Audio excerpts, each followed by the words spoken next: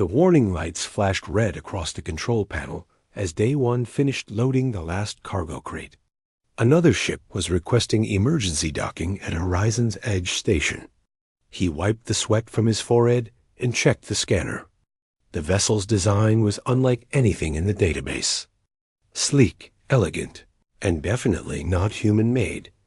Day One walked to the docking bay window and watched the strange ship connect to the station. He had been running his salvage business here for 3 years, ever since he left the Colonial Defense Force.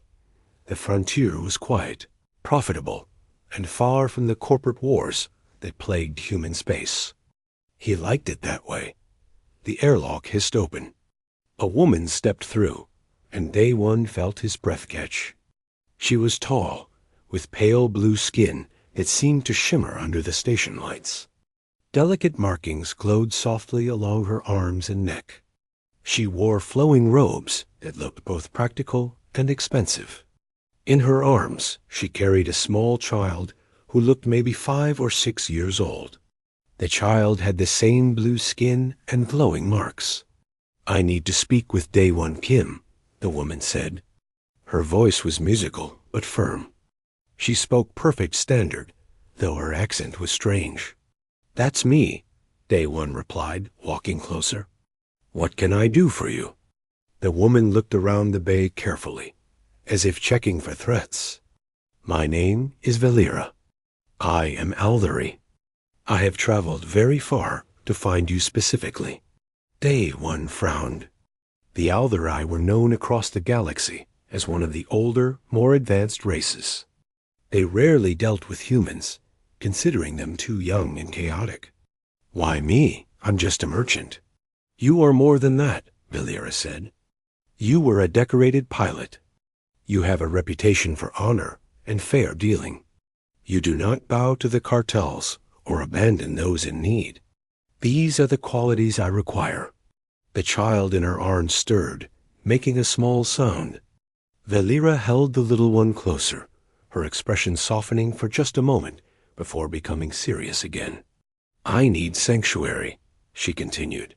"My mate was killed 3 months ago. He opposed a military coup on my homeworld. The new regime declared us enemies. They will not stop hunting us until we are dead." Day One felt a chill run down his spine. He had seen refugees before, but never in Althery. Their society was supposed to be stable, peaceful. "I'm sorry for your loss, but I don't understand why you came to me. This station has security. There are proper channels that can be bought," Valera interrupted. "The new regime has long reach and deep pockets. I cannot trust official systems. I need something else. Something binding under old laws that even they must respect." She stepped closer, and Day One noticed how tired she looked. The glow of her markings seemed dimmer than it should be. The child Suri, he heard her whisper, was sleeping now. Exhausted. "In Althery culture," Valera said quietly, "a widow of high status must bond with a new protector within 1 solar cycle of her mate's death. If she does not, she and her children are considered property of the state. They will take Suri from me. They will execute us both. That's barbaric," Day One said. "It is law," Valera replied. "Old law, written into treaties between our people and dozens of other species, including yours. If I bond with someone, if I become a recognized consort, those laws protect me. My new family becomes untouchable." Day One began to understand where this was going, and he didn't like it. "You want me to? I propose that you take Suri and me as your consorts," Valera said, her voice steady despite the desperation in her eyes. "Under Althery law, this creates a binding family unit. The regime cannot touch us without violating ancient treaties.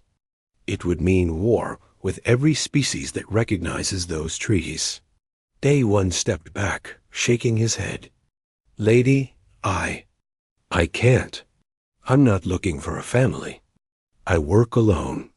I lost my own family years ago, and I am not asking for love," Valera said sharply. I am asking for protection. In return, I offer you access to Aldari technology, navigation systems worth millions of credits, medical knowledge, strategic information. I was a fleet navigator before all this. I can make you wealthy. It's not about money, Day One said, running his hand through his hair. This was insane.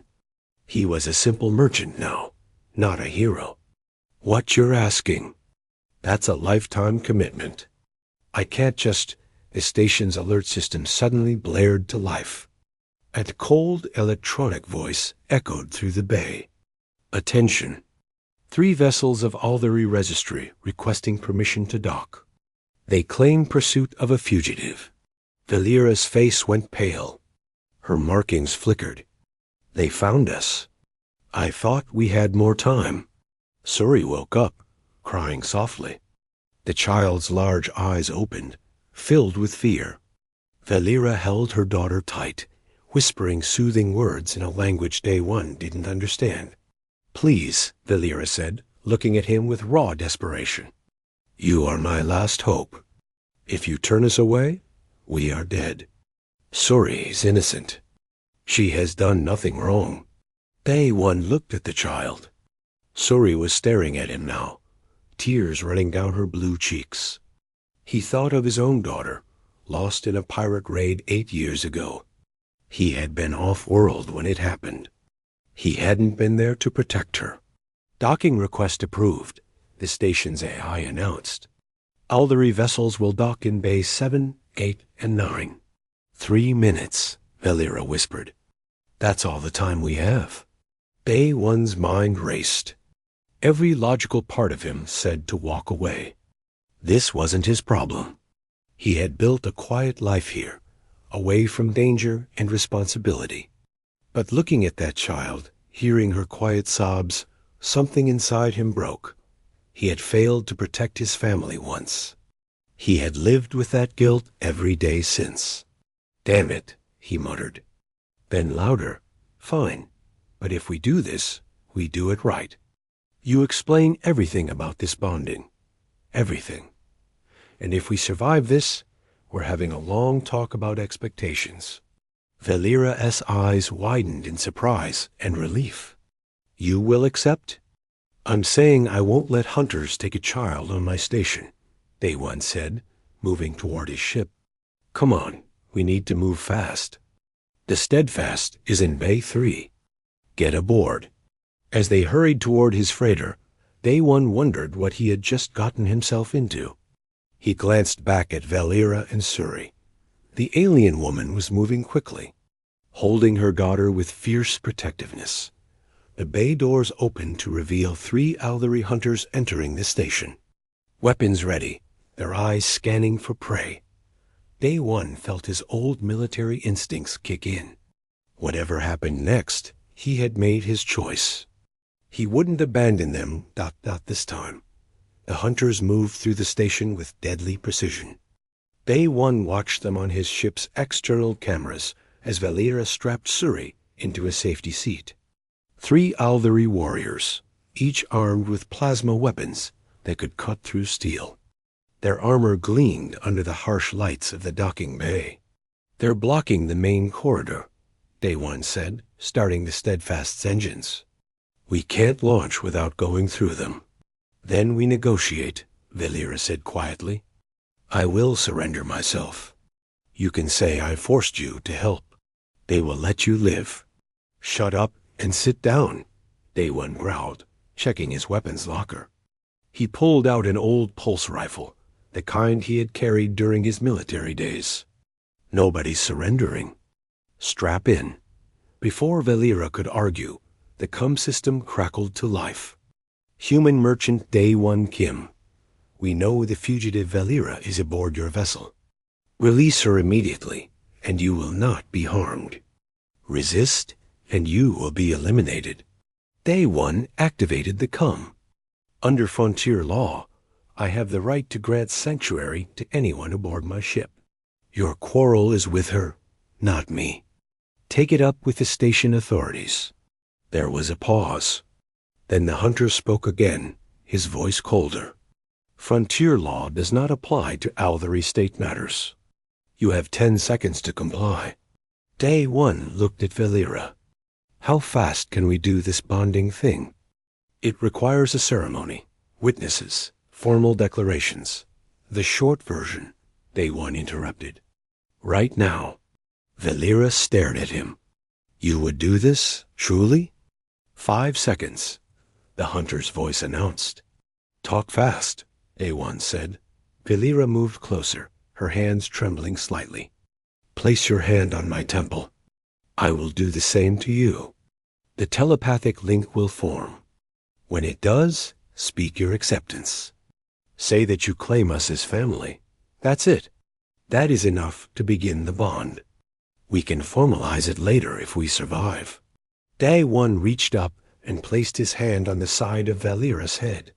Her skin was warm, almost hot. She did the same to him, her eyes closing in concentration. Suddenly, Day 1's mind exploded with images and emotions. He saw Valera's life in flashes. Her childhood on a beautiful blue world. Her mate, a strong Althery man with kind eyes. The moment soldiers burst into their home. The execution. Her desperate flight with Suri. Fear, grief, determination, and love. Fierce, overwhelming love for the child sleeping behind them. I see you, Valera whispered. Your pain. Your loss. Your guilt over those you could not save. Day 1 felt exposed, naked. But there was no judgment in her thoughts, only understanding. I claim you and Suri as my family, he said, his voice rough. Under human law and any other law that matters. You're under my protection. The telepathic link solidified. Day 1 gasped as the connection settled into place. He could feel Valera's presence in the back of his mind, like a warm light. Time's up, the hunter announced. The bay doors exploded inward. Plasma fire tore through the Steadfast's cargo hold. Alarms shrieked. Suri woke up screaming. Hold on. Day 1 shouted, firing the main engines at full power. The Steadfast lurched forward, smashing through the damaged bay doors and into space. More plasma bolts chased them, scorching the hull. The station's defense systems activated, but the Althery ships were already launching. 3 sleek vessels, far more advanced than Day 1's modified freighter. They accelerated impossibly fast, closing the distance. They will catch us, Valera said, holding Suri tight as the ship shook from weapons fire. Not if I have anything to say about it, Day 1 muttered. He aimed the Steadfast toward a nearby asteroid field. It was dense, dangerous, and exactly what he needed. You cannot navigate that at speed, Valera protested. Even I would not attempt it. Good thing you're not flying then, Day 1 said, pushing the throttle to maximum. The Steadfast plunged into the asteroid field. Rocks the size of buildings spun past. Day 1's hands moved across the controls like he was playing an instrument. Dodge left. Spin right. Kill thrust and drift past a cluster. Reignite and accelerate through a gap barely wider than the ship. He could feel Valera's amazement through their bond. The Althery relied on computer navigation systems, precise calculations, and careful planning. Day 1 was flying by instinct, making split-second decisions that no computer could match. Behind them, the first hunter ship tried to follow. It clipped an asteroid and spun out of control, crashing into a larger rock. The explosion lit up the field. 2 left, Day 1 said, not slowing down. The remaining hunters were more cautious now, but they were still faster. Plasma fire continued to chase the Steadfast, each shot getting closer. Then Suri screamed. A bolt tore through the rear compartment, cutting through the hull. Depressurization alarms blared. Suri's seat harness failed, and she was pulled toward the breach. Valera moved without thinking, grabbing her daughter. But the force was too strong. She was being pulled toward the hole, too. Day One released the controls and lunged from his seat. He caught Valera's arm with one hand and grabbed a support beam with the other. His shoulder felt like it was being ripped apart, but he held on. Behind them, the ship careened through the asteroid field on momentum alone. "Emergency seal," Da One shouted. "Panel behind you." Valera stretched out, her fingers barely reaching the emergency button. She slammed it. Metal plates shot across the breach, sealing the hole. The pressure equalized. They collapsed in a heap, gasping. Suri was crying, but she was alive. Day One could feel blood running down his arm where the strain had torn something.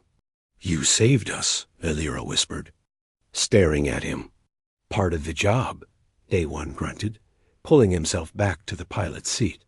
Through the viewscreen, he saw the two remaining hunters emerging from the asteroid field, damaged but still functional.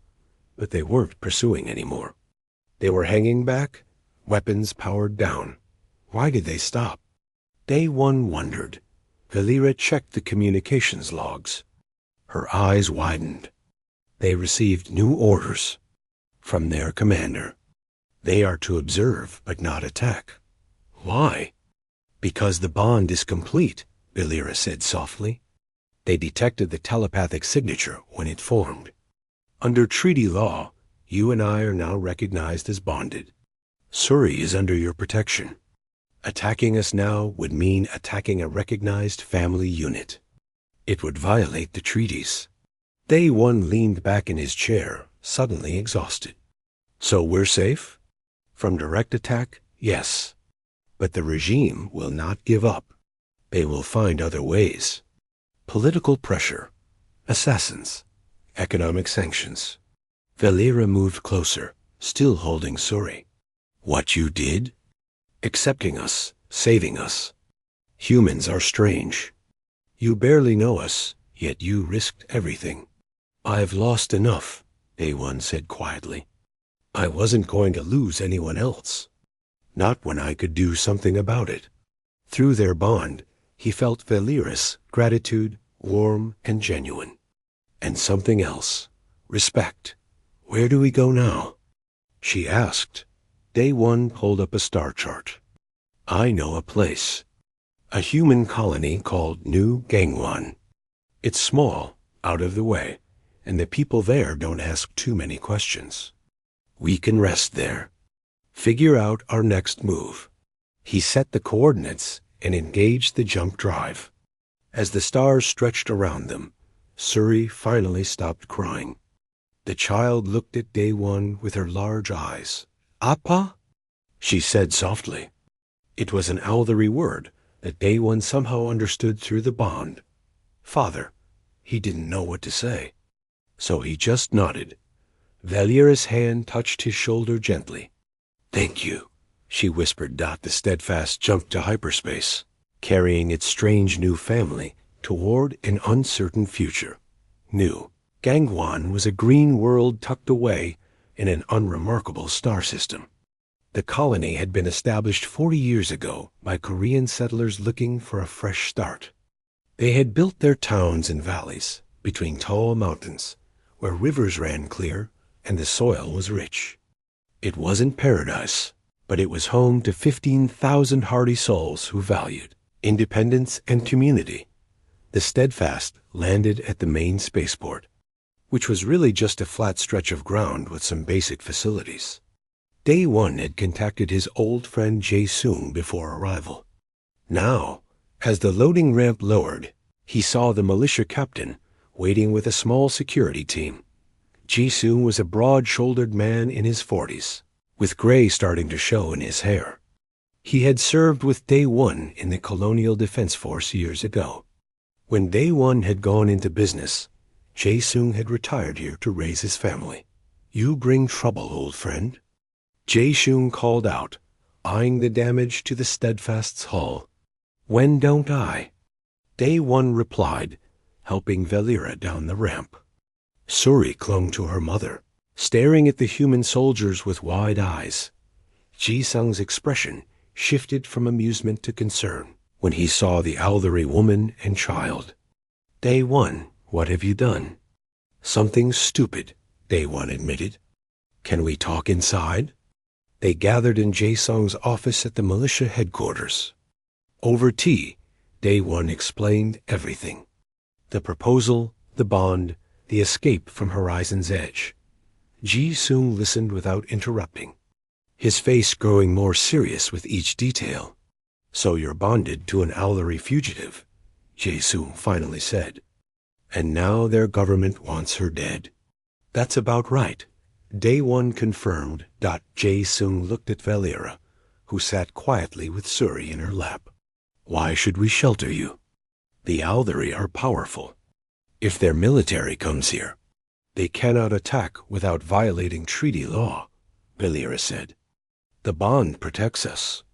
They may pressure, threaten, or offer bribes, but they cannot use direct force. Can you prove this bond exists? Valera reached out and touched Day one's hand.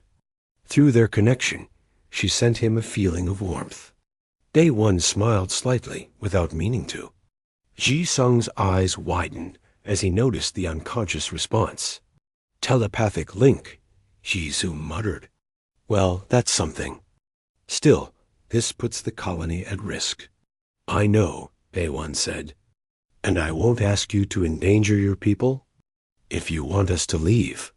I didn't say that, Jae-sung interrupted. He sighed heavily. You saved my life on Theta Station. I owe you. Besides, we don't abandon family here, and these two are your family now. You can stay, but keep a low profile. And if trouble comes, you help us deal with it. Deal, Day one agreed. Jae-sung arranged for them to stay in a small house on the edge of town. It was simple but comfortable, with 2 bedrooms and a garden. Suri explored the rooms with cautious curiosity, while Valera examined everything with the analytical eye of someone used to far more advanced technology. You live simply, she observed. We live well enough. Day one replied, unpacking his few belongings. Clean water, fresh air, no corporate overlords. That's luxury out here. Over the following weeks, they settled into an uneasy routine.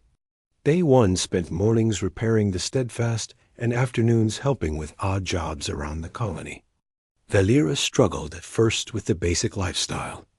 She was used to automated systems, climate control, and instant access to information networks. But slowly, she began to see the appeal. Neighbors brought food and offered help without expecting payment. Children played in the streets, laughing and safe.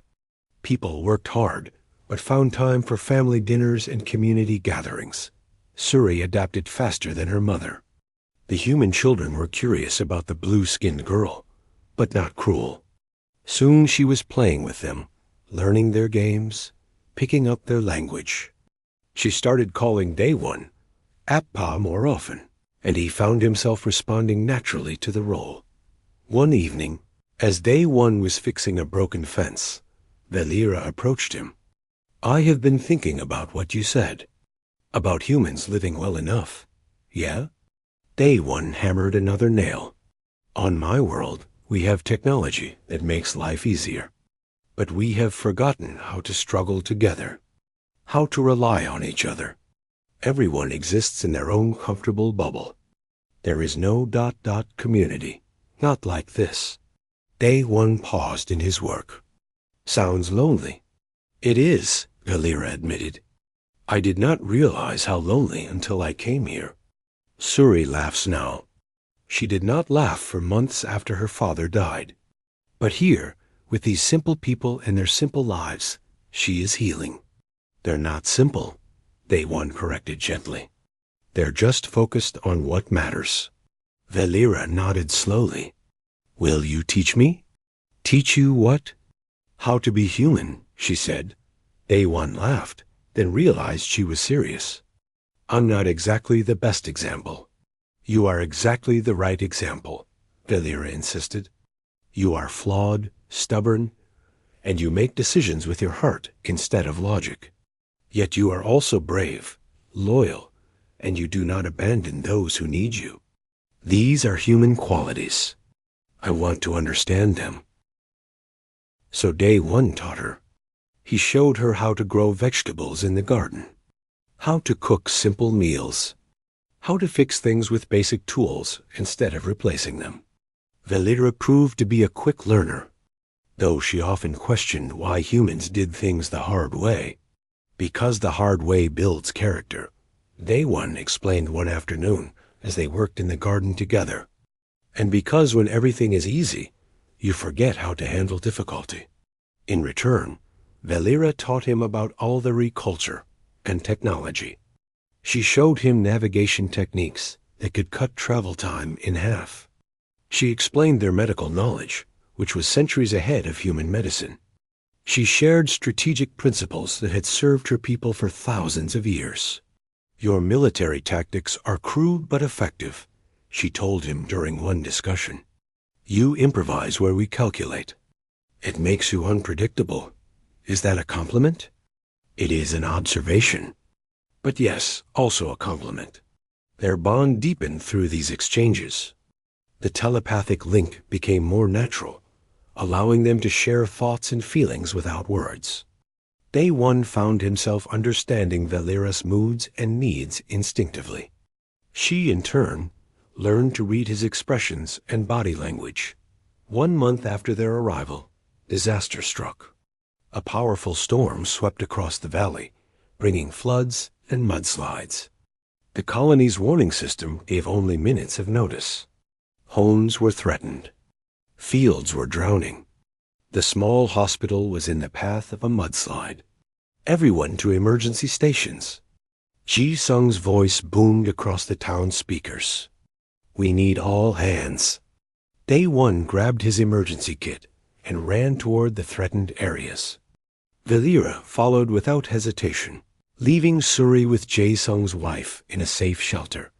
The next 12 hours were a blur of desperate work. Day One helped evacuate families from flooding homes, carrying children through waist-deep water.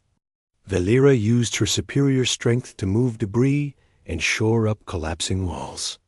Together, they coordinated rescue efforts, combining human determination with Aldari efficiency.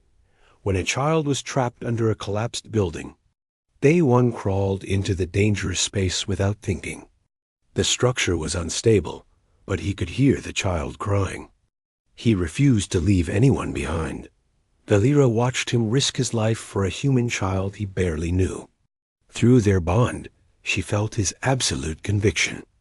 This was what humans did. They saved each other, even at personal cost. She made her decision then. If the structure collapsed, she would use her telepathy to hold it up long enough for Day One to escape, even if it meant burning out her own mind. But it didn't come to that. Day One pulled the child out safely. The building collapsed seconds later. As dawn broke, the storm passed. The colony had survived with no deaths, though there was much damage. Everyone was exhausted, covered in mud and bruises. But they were together, and they had won. Jae Sung found Day One and Valera sitting against a wall, too tired to move. "You fought like hell out there, both of you. That's what family does," Day One said simply.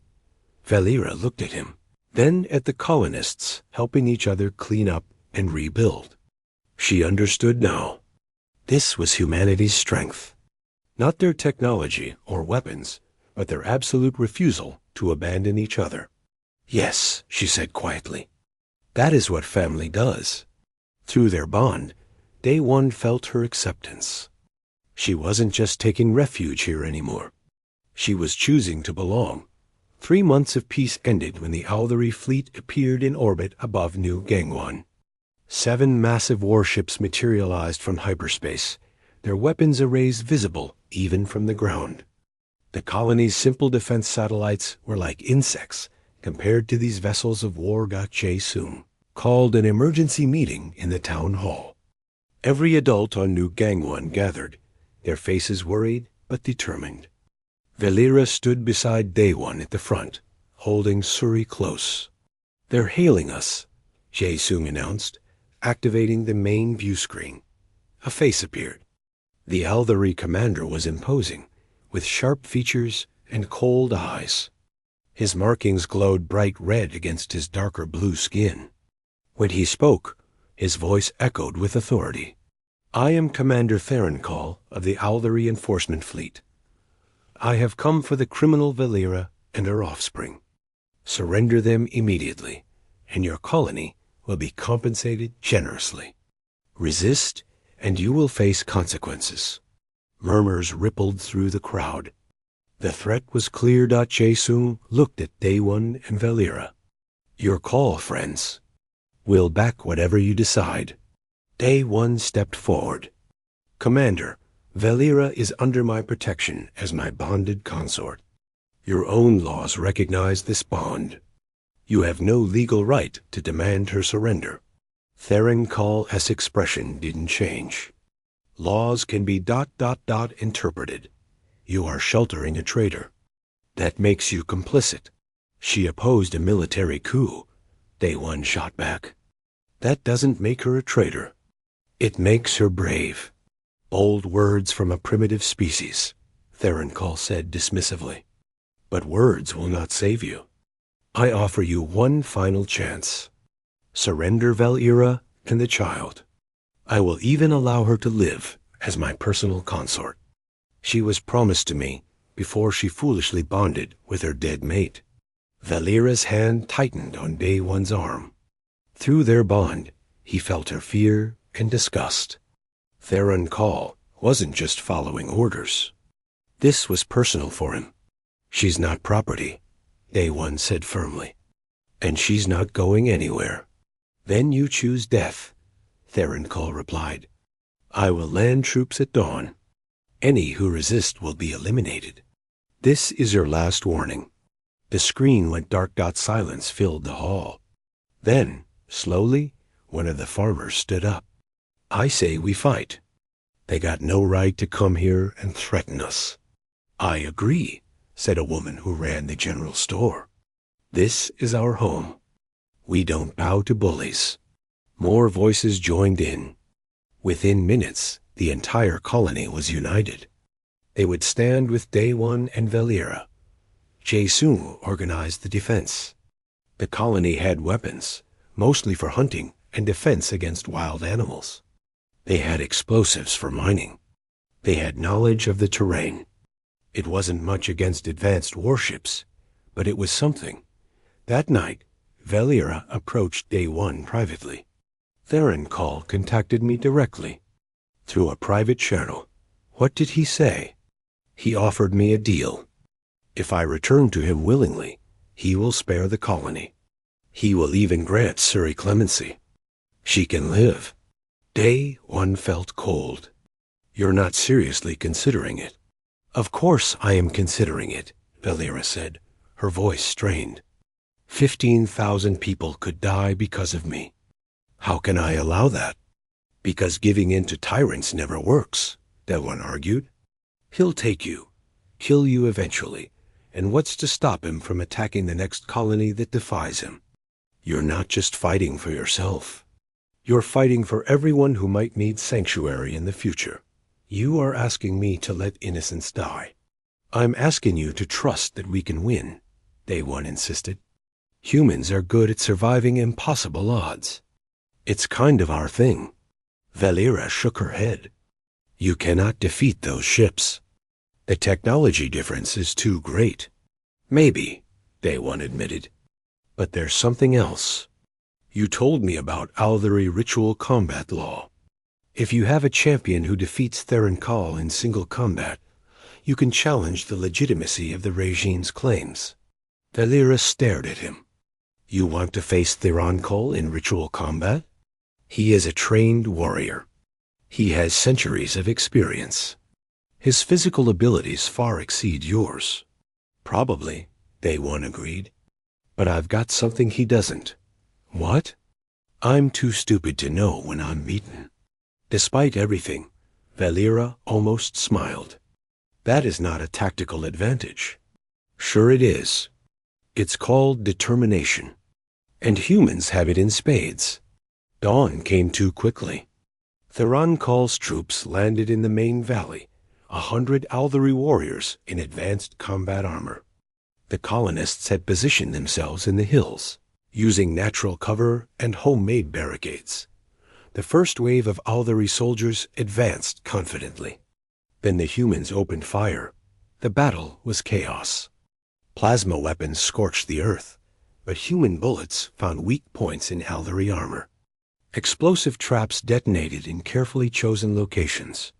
The colonists fought with desperate courage, each person protecting their neighbors.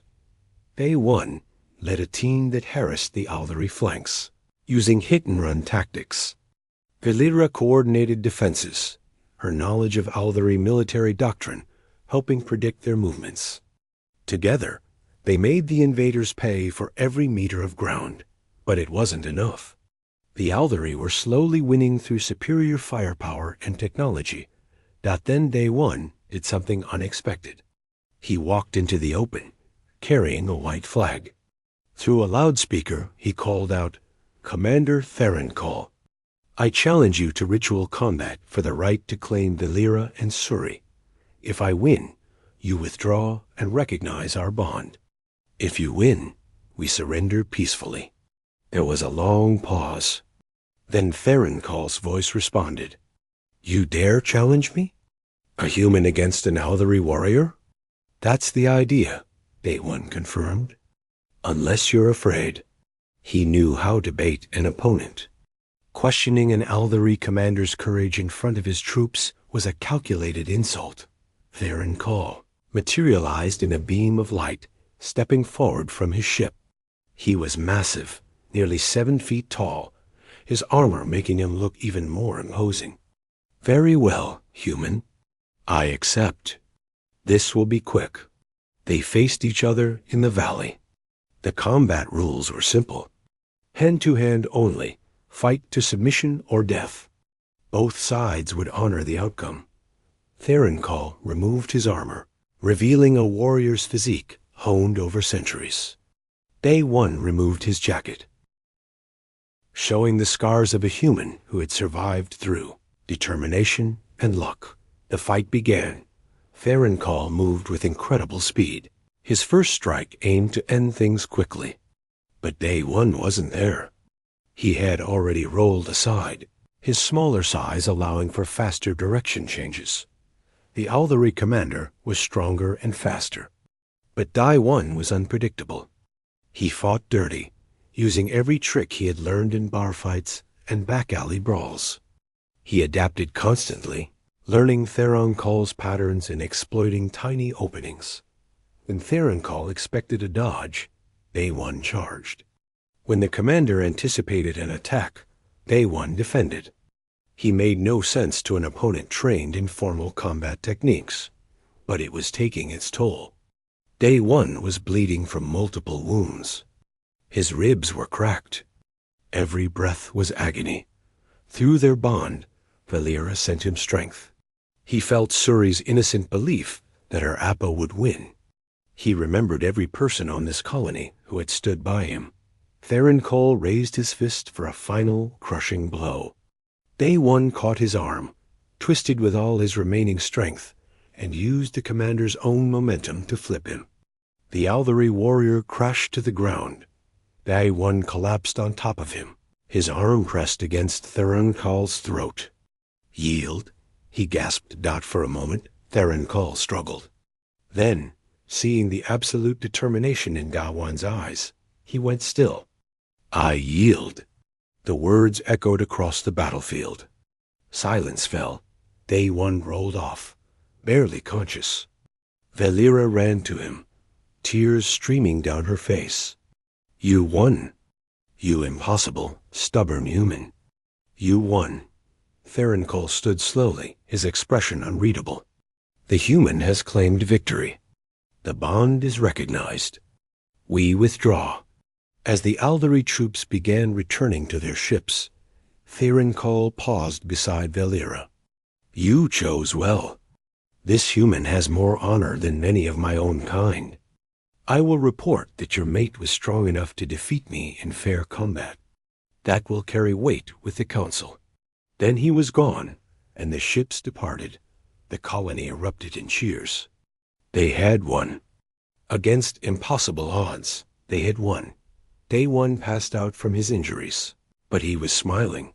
Day One woke up 3 days later in the colony's medical center. His body was wrapped in bandages, and every part of him hurt. But he was alive. Valera sat beside his bed, her hand resting on his. Through their bond, he felt her relief and worry. "You are awake," she said softly. "Finally, did we win?" Day One croaked. His throat was dry. "You won," Valera corrected, offering him water. "You defeated Therinkal in front of witnesses. The recording has spread across Althery space. You are famous now, though I doubt you wanted to be." "Great," that one muttered.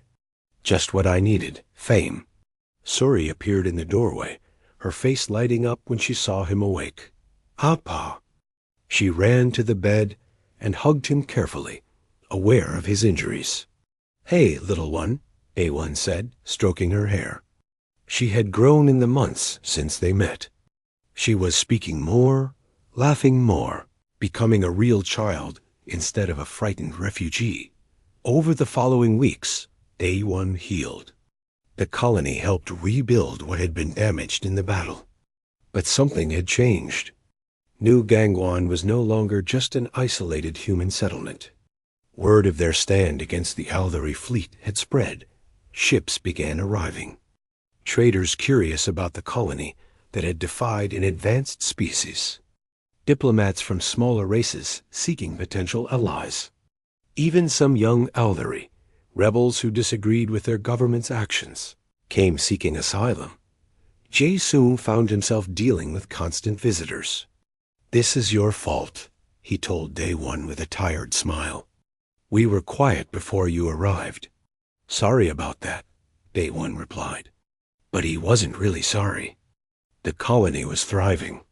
New trade relationships brought prosperity. The population was growing as people seeking freedom found their way here. Day One and Valera formalized their bond in a proper ceremony that blended human and Althery traditions. The entire colony attended, along with representatives from a dozen species.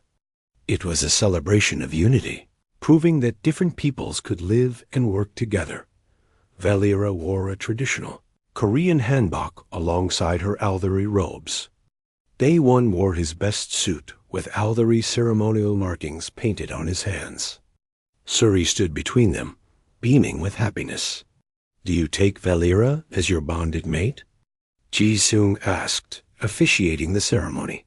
"I do," Day One said. "Do you take Day One as your bonded mate?" Ji-sung turned to Valera. "I do," she replied, her voice clear and strong. "Then by the laws of New Gangwon, and by the ancient laws of the Althery, I declare you bound as family. What you have chosen, let no one tear apart." They sealed the bond with a kiss, and the crowd erupted in cheers. Suri hugged both of them, laughing. That night, at the celebration feast, Valera stood to make a speech. "When I first came to this colony, I was running from death. I was alone, afraid, and I had lost all hope. I offered Day One a political arrangement because I saw no other choice. But what I received was so much more." She looked at the gathered colonists. "You taught me what it means to be a community. You showed me that strength comes not from technology or power, but from standing together. You welcomed a stranger and her child when you had every reason to turn us away. You are all my family now." More cheers. Someone started singing a traditional Korean song, and others joined in. The celebration lasted long into the night. In the months that followed, Day One expanded his business. With Valera's help, he offered navigation services and technology consulting. They made good money, which they invested back into the colony. They built a school where human and Althery children learned together. Valera, established a medical clinic using both human and Aldari knowledge. She treated colonists and visitors alike, earning respect as a healer. She learned to speak Korean fluently, adopting phrases and customs that amused Day One with their imperfect pronunciation. Suri thrived in her new home. She attended school with human children, learning to read and write in both languages. She showed an aptitude for engineering, taking apart and rebuilding anything she could get her hands on. Day One spent hours with her in his workshop, teaching her about ships and machinery. Why do humans use so many different tools? Suri asked one day, examining Day One's collection. Because every problem is different, Day One explained. We adapt to what we need, rather than expecting one solution to work for everything. Is that why you won against Theorencol? Because you adapted? Partly, but mostly because I refused to give up. That's the most important human quality. We don't know when we're beaten. Suri thought about this seriously. I want to be like that, strong like humans. You already are, Day One assured her. You survived losing your father. You fled across the galaxy. You started a new life in a strange place. That takes incredible strength. News from Aldari space slowly improved. The recording of Day One's victory had inspired others. Reformers gained power in the council, questioning the military regime's authority. There were protests in the major cities. Some called for reconciliation with Velira and others who had been declared enemies. Theorencol himself sent a message 6 months after the battle. Your victory haunts me, he wrote to Day One. I have thought much about our fight. You are weaker, slower, less experienced. Yet you won through determination and creativity. I reported this to the council. I told them that humanity possesses qualities we Aldari have forgotten. Some listened. Change is slow, but it is happening. Velira read the message with mixed emotions. Do you think we could ever return to my homeworld? Someday, Day One said. When it's safe. When they've built a government worth returning to. But there's no rush. No, Velira agreed, looking out the window at New Gangwon's green valleys. There is no rush. This is our home now. They stood together, watching Suri play in the garden with her friends. Human and Aldari children laughed together, their differences unimportant to young minds. I have been thinking, Velira said quietly, about what makes humans special. I believed it was your determination, your refusal to surrender. But I was wrong. Oh? Day One raised an eyebrow. Those qualities are important, yes. But what truly makes humans remarkable is your capacity for love. You love fiercely, without reservation. You adopt strangers as family. You fight for people you barely know. You build communities based on choice rather than obligation. That is your greatest strength. Day One pulled her close. You're pretty smart for an alien. I learned from the best, Velira replied, leaning into him. Through their bond, they shared a moment of perfect understanding and contentment. What had started as a desperate political arrangement had become something real and precious. They were family in every sense that mattered. A year after the battle, New Gangwon received official recognition from the Galactic Council as an independent colony. More importantly, it was designated as a sanctuary world, a place where refugees of any species could seek shelter. The precedent set by Velira's case would protect countless others. Day One stood at the ceremony accepting the designation, uncomfortable in his formal clothes. Jae-sung nudged him with an elbow. You did this, you know. Your stubborn refusal to abandon one alien woman changed everything. I just did what anyone would do, Day One protested. No, Jae-sung said seriously. You did what humans do. You saw someone in need, and you helped. That's why we're strong. That's why we'll survive out here among the older races. Not because of our technology or weapons, but because we give a damn about each other. That night, Day One, Valera, and Suri sat on their porch watching the sunset. Two suns painted the sky in colors of orange and purple. Stars began appearing in the darkening sky. "Tell me a story, Appa," Suri requested, nestled between her parents. "What kind of story?" Day One asked. "A story about how we became a family." So Day One told her. He spoke of a frightened alien woman who made a desperate proposal, of a man who couldn't turn away from someone in need, of a colony that chose loyalty over safety, of a battle won through determination rather than strength. Suri listened raptly, even though she had heard it many times before. It was her story, her family's story. When he finished, she was almost asleep. "I love you, Appa," she murmured. "I love you too, little one," Day One replied, his voice thick with emotion. Valera took his hand, her thoughts flowing through their bond. Gratitude, love, hope for the future. They had built something beautiful here, something that proved different species could not just coexist, but truly become family. In the distance, ships came and went from the spaceport. Each one carried people seeking the same thing Valera had, sought a chance for a better life, protection from those who would harm them, a place to belong. New Gangwan stood ready to welcome them all, a beacon of hope in the darkness of space. And at its heart was one stubborn human merchant who had refused to let a child die, and in doing so, had changed the galaxy. The story of Day One, Valera, and Suri would be told across countless worlds. It would inspire others to stand up for what was right. It would remind people that family wasn't just about blood or species, but about choice and commitment and love. As the stars filled the sky above them, the small family sat together in peaceful contentment. They had found their home. They had found each other. And that was more than enough. The end of their journey was really just the beginning.